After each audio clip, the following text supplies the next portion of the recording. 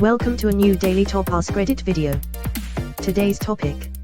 What's the worst example of cognitive dissonance you've seen in real life? People complaining about other people's driving while committing the same errors, but it's okay because they're in a hurry. Nobody can drive straight and stay in their lane. Ooh, a text, let's read it. Quote, the texting thing drives me nuts. I have an iPhone and it detects when I'm driving and automatically goes into its little focus mode.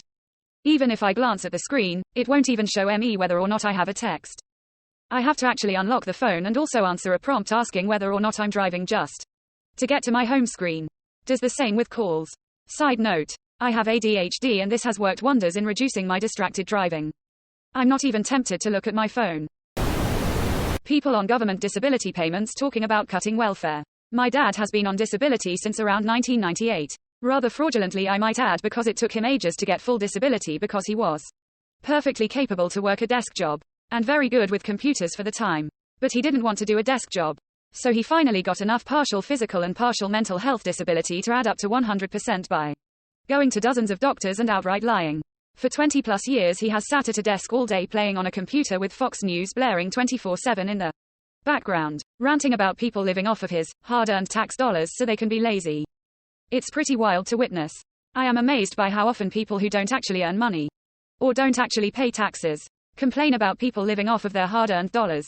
Could you buy a damn clue? Please. Hell, I've been on welfare and food stamps and nobody gave me a helping hand.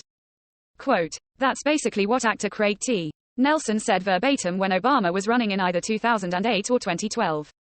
He talked about how, when he was starting his acting career, he was so broke that he was in food stamps. Then he said that nobody ever gave him a hand. People who have generational wealth, but then claim they pulled themselves up by their bootstraps and worked their ass off to get where they are, while claiming everyone else is just lazy. My father gave me a small loan of $1 million.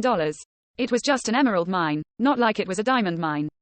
Quote, my coworker told me that her BF's colleagues, they're all delivery men, were jealous of his fancy, expensive car. She said that if those coworkers wanted the same as her BF, they should just step up their game and start studying as he is. He bought the car purely with money he got from his dad. She claimed everyone has equal opportunities in life, to study, or get a career. Later in that same conversation she mentioned that her father was never able to study. So he became a mason instead. Because his own father died young and his mother couldn't afford letting him study. Everything good in my life is solely the result of either my hard work or inherent superior traits.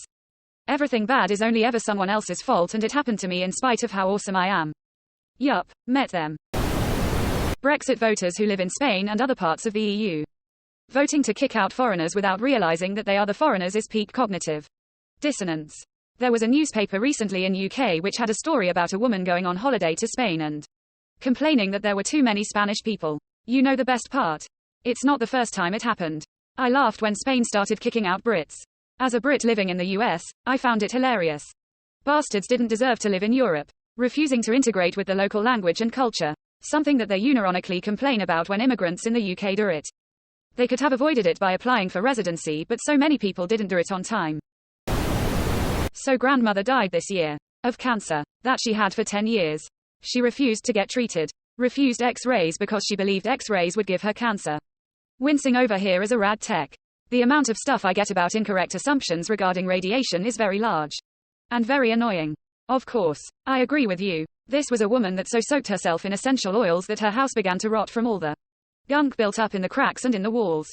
You know this. I know this. Rational people know this.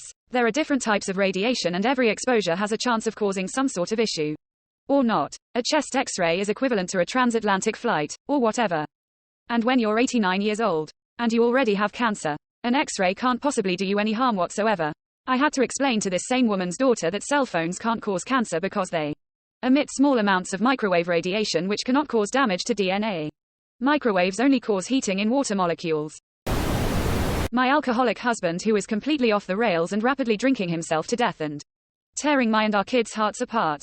Sitting in his chair rambling on about how sorry he feels for a friend who is dealing with a loved one's drug addiction. I'm really sorry. I genuinely can't imagine how hard it must be. Love to you and your kids. Ugh, my mother is the same way. She drove drunk and crashed. Didn't hurt anyone thankfully, and swears to this day that she went to prison for 2 years for hitting a guardrail and a broken headlight. Anything you want to add to that, Mom? Nope. Quote, 2 shots of vodka.mp3. People who purport to live their lives like Jesus, and yet are hateful and judgmental, and non-accepting, which is the exact opposite of what the man was about. Historically, there is no hate like Christian love. And this is coming from a Christian. I am sickened by these hypocrites. Another Christian here that agrees. I used to work in the restaurant industry. Our worst crowd was the Sunday lunch after church. Some of the most awful people I'd ever met. Like, yeah, I see now why other people think so lowly of us. Did you just leave Jesus at the church? Yeah, reminds me of. Damn Catholic Church, all those pedos. A few months later. Don't judge my pastor for sleeping with a 16-year-old that isn't his wife. I.e. have to forgive. Yet by all account Jesus was a genuinely good person who wanted to help and guide others. Somehow many of his followers would turn their backs on those same people Jesus would help.